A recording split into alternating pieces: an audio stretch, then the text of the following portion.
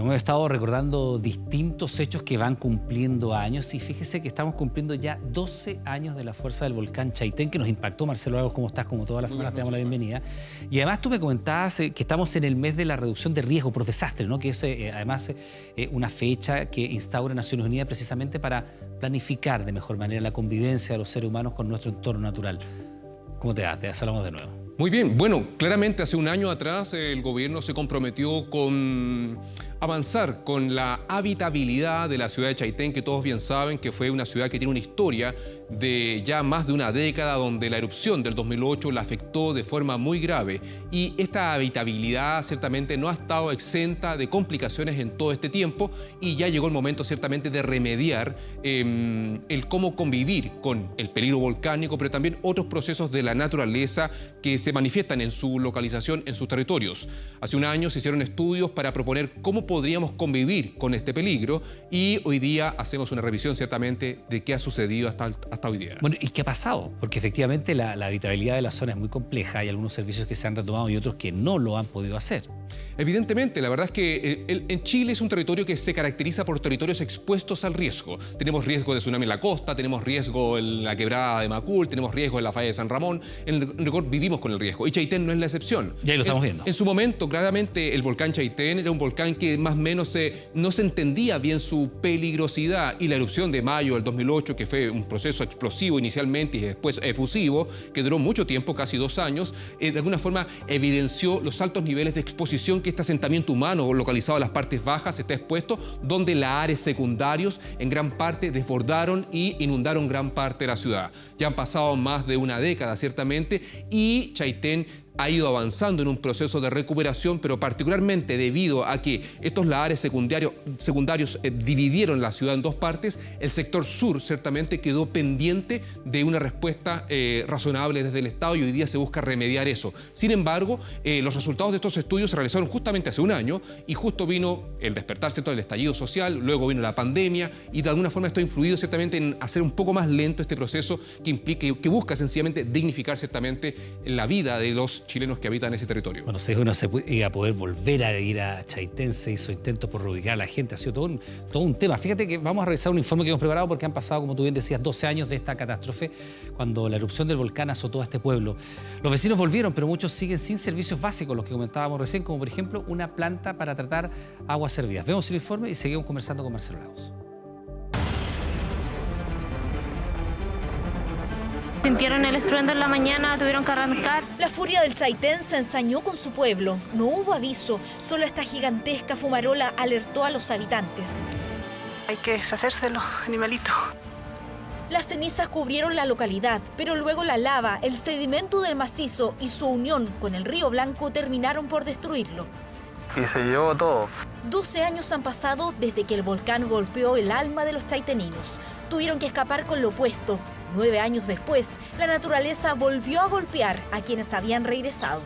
De la morfología, es decir, cómo está constituido el volcán, cualquier situación que ocurra en el volcán va a afectar al pueblo de Chaitén. Eso es porque la caldera, que es lo que rodea al complejo de domos actualmente, tiene una sola salida y es hacia el río Blanco, es hacia el río que va directamente al pueblo de Chaitén.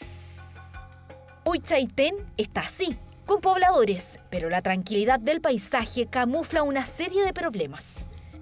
No hay servicio de hospitalización, las personas que están embarazadas tienen que ir a tener sus guaguas a Puerto Montt.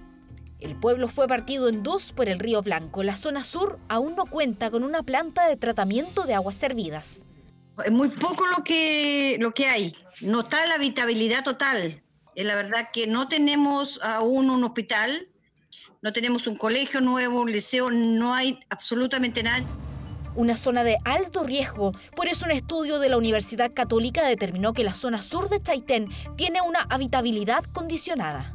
Tomamos estas recomendaciones y hemos avanzado y trabajado en poder ir mejorando las condiciones de vida en Chaitén. La ciudad no puede estar bajo la cota 30. Desde el gobierno trabajan en la aplicación de medidas de mitigación para los próximos proyectos e infraestructura.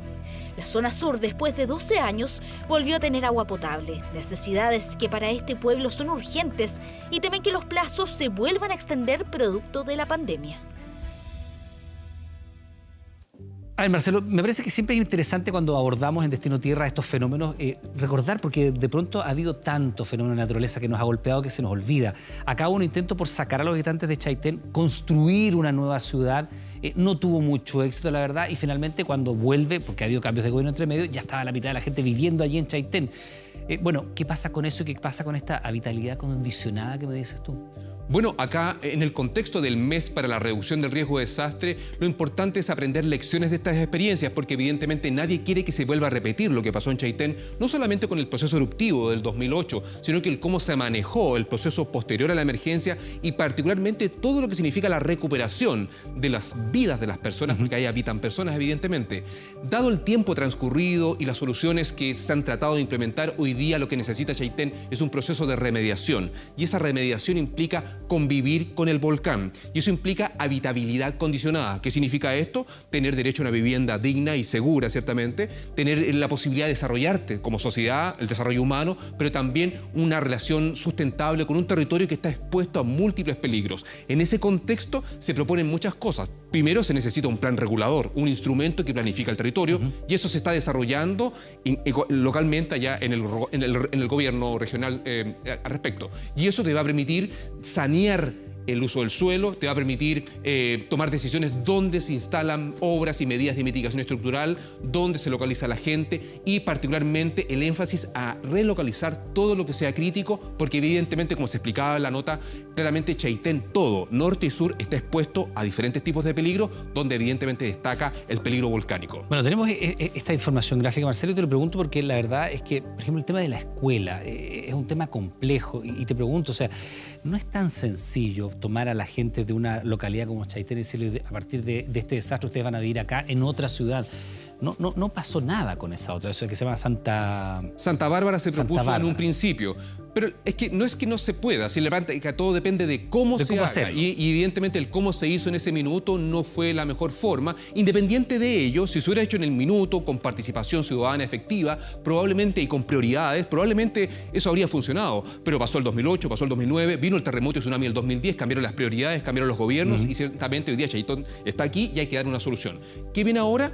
Hay que relocalizar lo crítico. Y, por ejemplo, la escuela es un caso. Del momento que Chaitén quedó dividido, gran parte de su infraestructura quedó dañada. Y, por lo tanto, esta escuela que recibía un número definido de estudiantes, hoy día tiene una carga gigantesca y está en zona de peligro. Zona de peligro volcánico, al igual que el hospital, pero también está en zona de peligro de inundación por tsunami. Por lo tanto, debe ser relocalizada y esa es una gestión que hoy día se está haciendo. Mañana va a ser el hospital. Disculpe, está atacada por dos frentes la escuela, podría decir, por la costa y también por el volcán. Así es, así es. Acá hay peligro volcánico, acá hay peligro de tsunami, acá hay peligro de inundación, que a diferencia de estas dos amenazas que te mencioné originalmente, el peligro de inundación por desborde del río Blanco sí está contenido con obras de mitigación estructural, pero la amenaza volcánica y la amenaza de tsunami no.